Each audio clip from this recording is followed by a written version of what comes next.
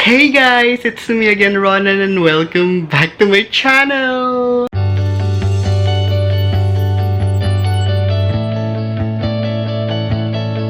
Hey Marys! What's up, nerds? How are you guys doing? Kamusta kayo, guys? It's Wednesday? Yeah. Oh, tama. It's Wednesday, May 6. Oh my gosh, nalilito na ako sa mga araw. Malapit na yung May 15, no? It's May 6 na ngayon. So, I'm not sure may mga usap-usapan na mag-i-extend daw yung enhanced quarantine. Enhanced quarantine. ECQ. Mag-i-extend daw to 30, pero wala pa namang, wala pa namang talagang balita kung itutuloy or whatsoever. But whatever it is, let's be ready, no? Parang setting expectations na lang muna tayo, no? Huwag muna tayong mag-expect na mangyayari talaga. Kasi as far as I can see, or dun sa mga binabalita sa news, hindi pa talaga bumababa yung cases, di ba? Marami pa talagang tumadagdag kasi maraming matigas yung ulo at labas ang labas. Well, anyway, kamusta guys? Well, life update. Wala namang masyadong nangyari sa akin. Of course, I'm still here. Dito lang ako sa bahay. And I'm feeling great. I'm feeling okay. Medyo nagiging smooth na naman yung takbo ng everyday life namin dito. Kasi nga, meron kaming routine and some of us mayroong trabaho, no, nag-work from home kami dito. So, kanya-kanyang sulok. Ako, nasa sala ako. Pag nagtatrabaho ako, nasa sala ako. Thank you nga pala dun sa mga nag-reach out ha, sa mga nakarelate dun sa last video ko. I know, kaya ako talaga ginawa yung video na yun kasi I know na kalimitan kasi sa mga nagme-message sa akin, parang natitrigger yung mga anxiety nila. It's because of the ECQ, because of the coronavirus. So lahat kasi takot. I totally understand you kasi pare-pareho tayo. Ako din, takot din ako. May mga times, may mga days ang taas ng anxiety level ko. Pagising ko pa lang ang taas na ng anxiety level ko. But then, naka-counter-attack ko kaagad siya. And, nalalabanan ko kaagad siya. So, for those all of you guys, especially yung mga matagal na dito sa channel natin, nandito na since the very beginning, siguro nakaka-create na kayo ng sarili yung mga counter-attack, yung paano kayo mag-breathing exercises, kung ano yung mga positive affirmation na ginagamit ninyo every time na mayroon kayong mga atake at kung ano may mga routines na ginagawa ninyo just to stay on the positive lane. Kasi mahirap talaga, especially for us with anxiety issues or health anxiety issues with the with the pandemic going on, 'di ba, around the world. Ang hirap talaga niya kasi parang it's taunting us na, yun na, magkaka-COVID ka na, di ba? Anyway, so, life update, wala masyadong ganap, but mostly nakakapag-focus ako sa reading. Aside sa work, nakakapag-focus ako sa reading, nakakapagbasa ako ng libro, and medyo din yung mga pinapanood ko sa Netflix, no. I'm watching Hollywood sa Netflix, yung bagong Hollywood ni Ryan Murphy, na it's about the golden age of Hollywood. Basta ganun, maganda siya, it's very interesting. And then I'm watching the parang is it a season 2, season 5, season 3? Penny Dreadful, City of Angels. Diba yung first na Penny Dreadful sa siya, parang sa UK siya, it's a British version, yung si Eva Green, but this time it's different naman kasi sa Amerika. So City of Angels, siya, parang nagfo-focus siya dun sa goddess ng mga Mexicans. Parang ganun. But it's first episode pa lang naman yung napapanood ko, so we'll see. But of course, masyadong taas ng expectation ko because of the Eva Green episodes ng Penny Dreadful, yung niya, sobrang taas talaga, ng iba-ibang kalibre yon. But this time, I don't know, we'll see. No, so I'm very excited for that. So yun yung mga pinagkakaabalahan ko dito. At the same time with writing, lately hindi ako nakakapagsulat, no.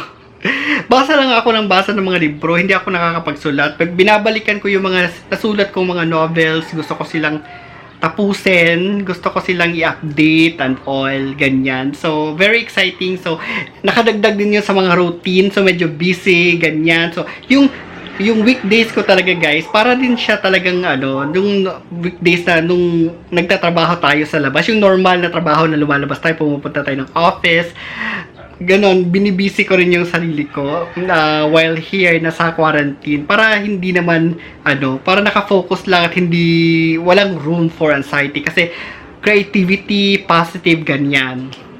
Speaking of that, what we're gonna talk about, guys, is yung mga bad habit na nakakapag-increase ng anxiety levels natin. Kasi marami yan. So, of course, kanya-kanya tayo, iba-iba tayong mga bad habits na nakakapag-increase ng level ng anxiety natin, ng level ng health anxiety natin, na yung hindi nakakatulong sa atin to cope up with our anxiety. Kasi ito yung mga parang talaga, parang main, no? Okay, so umpisa na natin. Let's start with number 1. So yung una is bad habit number 1 is sleep deprivation, lack of sleep, ganyan. I know na pag of course pag mataas yung anxiety level natin, meron tayong anxiety issues, very konti lang yung tulog natin, minsan I totally understand you guys, kasi nagsimula din ako sa ganyan, yung tipong natulog ka ng alas 9 or natulog ka ng maaga, then nagigising ka 2 hours or 3 hours after nung mong natulog, then hindi ka na makatulog agad. Ang sakit-sakit ang ulo mo, ang dami mo na kaagad iniisip. Pagising mo pa lang, andyan na yung isip mo, active na kaagad siya. Sinasabi ng katawan mo na antok ka pa, pagod ka pa, stress na stress ka pa. Pero si isip, iba yung sinasabi niya, active na siya, ang dami niyang naiisip, ang dami nang pumapasok, ang dami ng anxiety na pumapasok sa isip mo, and then you end up being frustrated. Then pagka umaga, bangenge ka kasi nga kulang ka sa tulog, wala kang tulog, ganyan. Eto guys, nakakadagdag talaga to ng anxiety levels mo. Hindi ka natutulungan ng anxiety nito. So, kailangan mo siyang labanan. I know na maraming pwedeng gawin para malabanan siya. Ako hindi kasi ako nag-rely on medicine, let's say mga pangpatulog, yung mga sleeping pills, hindi ako nag-rely doon. I don't care kahit na matagal ko siyang ma-cure, pero yung insomnia ganyan, nag-insomnia pa ako before dahil nga sa hindi ako makatulog, pero I don't care, hindi ako magsi-sleeping pills kasi I know na feeling it's not good. Parang masasana yung katawan ko, hindi na darating yung araw na magre-rely yung body ko sa sleeping pills, hindi ako makakatulog. I want to heal naturally, parang ganon, my sleeping habits, ganyan. So, talagang frustrated ako dati kasi hindi ako makatulog. Kasi syempre in the morning, kung ano-ano pumapasok na anxiety, defenseless ka. Kasi nga yung mind mo is bukas na bukas, walang strength sa katawan mo para lumaban kasi nga lupaypay, wala kang tulog. So what I've learned as well was that kasi yung sleeping habit, parang gagawin mo siyang habit. Ang ginawa ko before kasi before I go to sleep, ginagawa ko na yung mga pampakalma, kasi whatever you wanted to do na alam mong pampakalma. If you want to drink chamomile tea, if you want to drink milk, do it. Whatever you're comfortable doing, let's say if you want to do yoga, if you want to do meditations, if you want to do breathing exercises, if you want to do prayers, ganyan, if you're that religious, prayers, ganyan, it helps. Exercise before it's siguro that afternoon, para pagtulog mo, makatulog ka or whatever. Nakakatulong yon. Gawin mo siya, itong mga activities na to before you go to sleep. And then, make it a habit. Gumawa ka ng habit.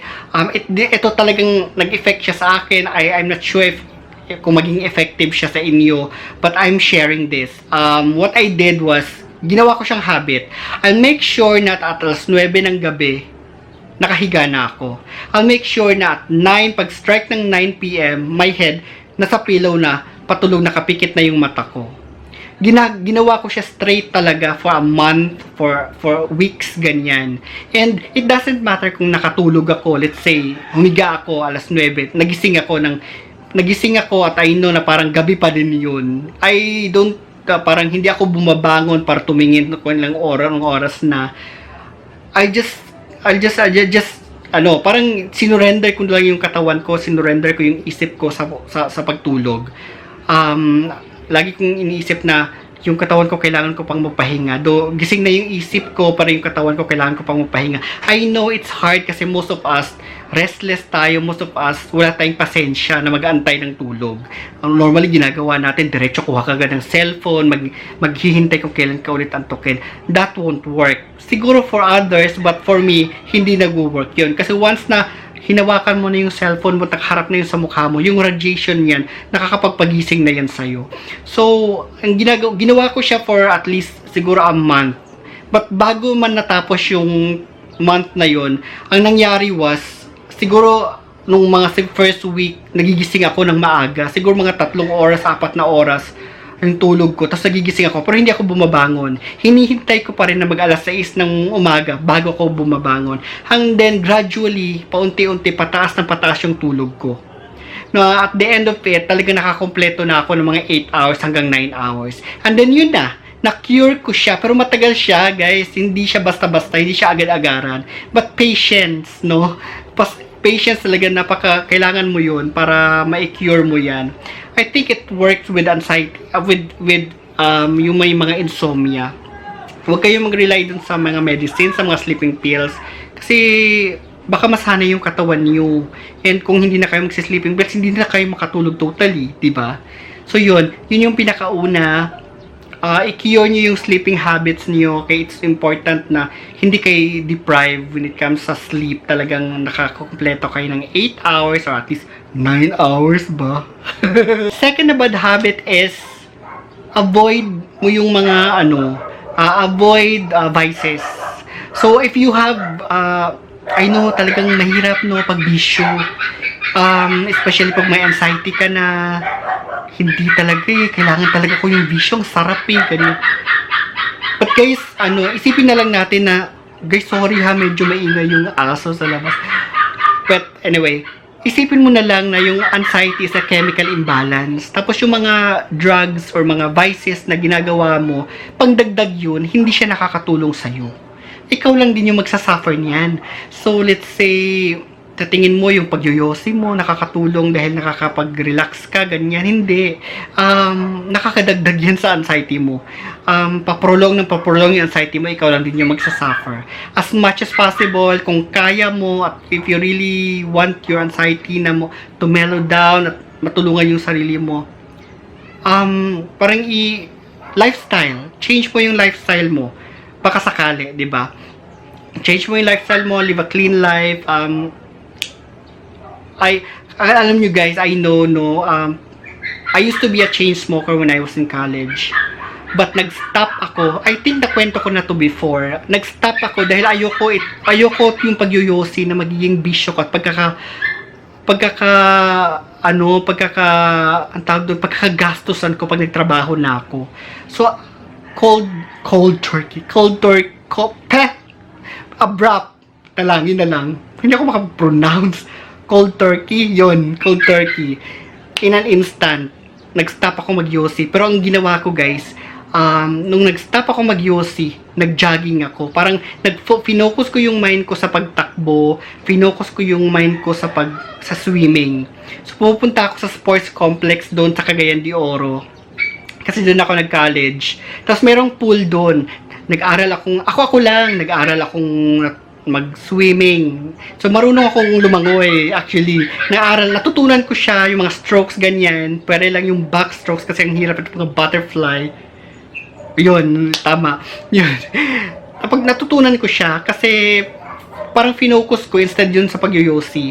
At nabitawan ko siya until now. So, until now, never na ako talagang nag-yosi or whatsoever, kahit puff, ganyan. So, kaya nyo yan, kung gugustuhin nyo lang talaga. Kasi guys, hindi talaga siya nakakatulong, promise. Hindi talaga nakakatulong yung mga vices. Whatever drugs na ini-intake nyo na parang recreational ba tawag doon, mga whatever, hindi siya nakakatulong. Kalimitan sa mga drug addict, mental illness yung ending nila. Yun. Okay, number 3. Number 3 is lack of activities. Inactivity, lack of activities, ganyan. Positive activities, what I'm talking about, no? Most of us kasi parang pag may anxiety ka kasi parang dinodron kay na maging lackluster ba tawag doon, maging procrastinate, tumunganga, ganyan. Ang ending kasi nun guys, i-feed mo lang ni i-feed yung anxiety mo. So hindi siya nakakatulong sa mental well-being mo. At the same time, hindi siya nakakatulong sa katawan mo. So parang hindi nagpo-produce yung katawan mo ng mga energy. Good energy, positive energy. So, kailangan mong, you need to do something, you need to do something creative, you need to do something something that will uplift you, that will distract you, na something good, something positive. At the end of the day, na parang, pwede mo sabihin na may nagawa ka. At the same time, it's a source of distraction. And at the same time, yung patutulungan yung isip mo na makapag-focus sa something na positive, makapag-focus sa something na productive, ganyan. So, that's why I'm creating this, I'm creating this parang routine for myself para hindi lang ako after ng work, nakatungangan na ganyan.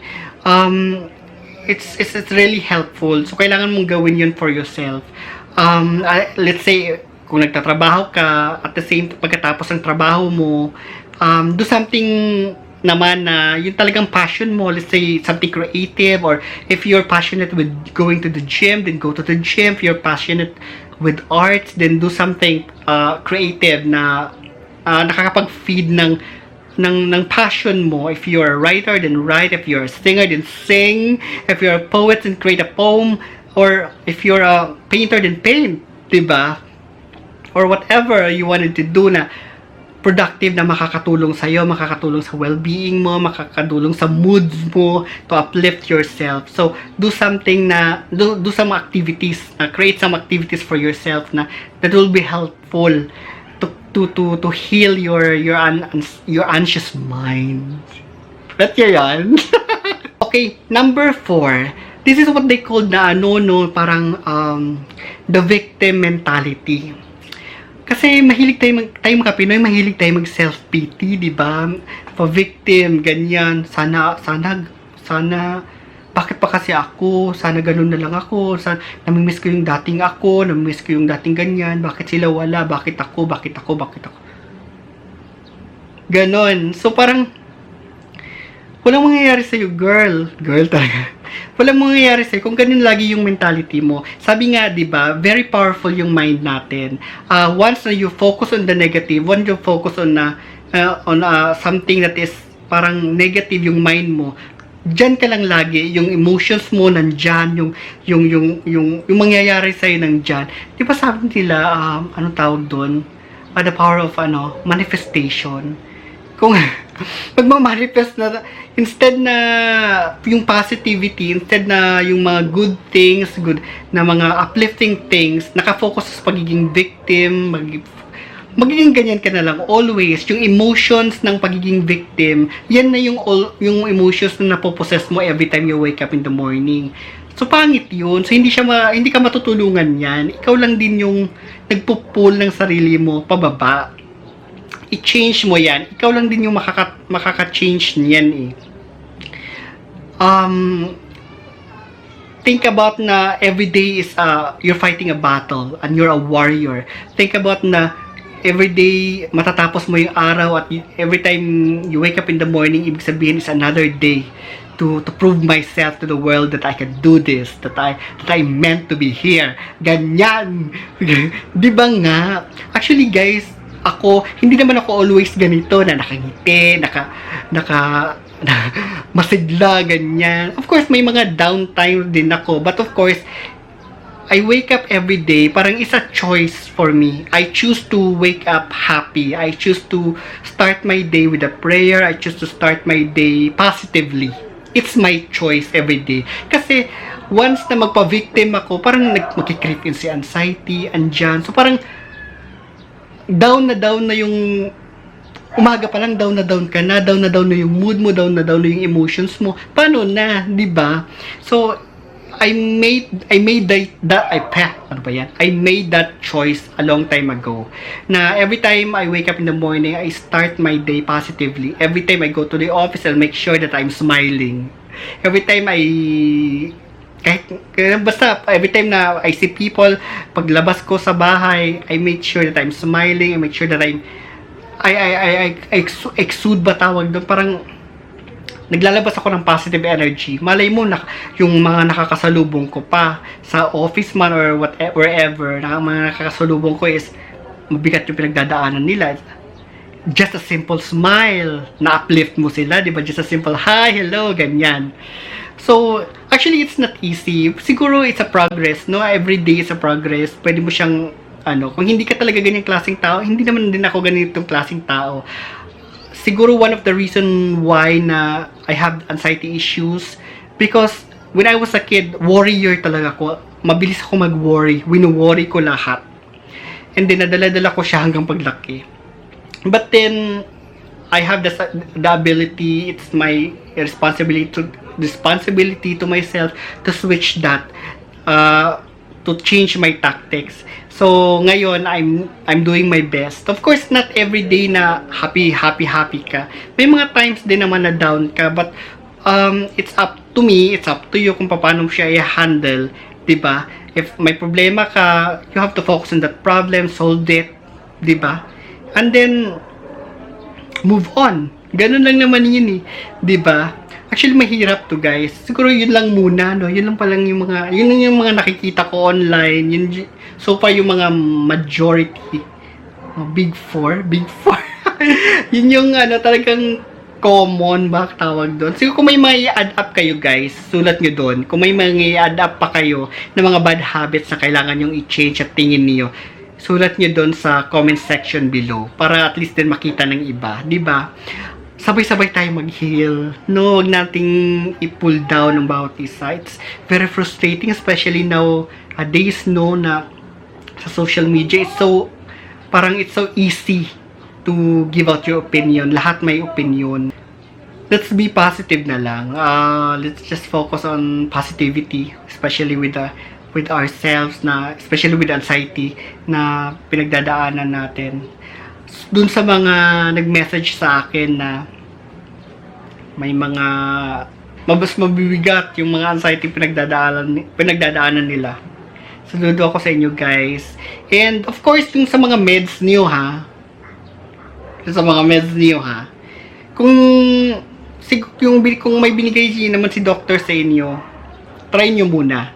And then hindi nyo kasi alam kung mag-work o hindi kung hindi nyo itatry. As I have said before, try nyo muna and then pakiramdaman nyo yung sarili nyo.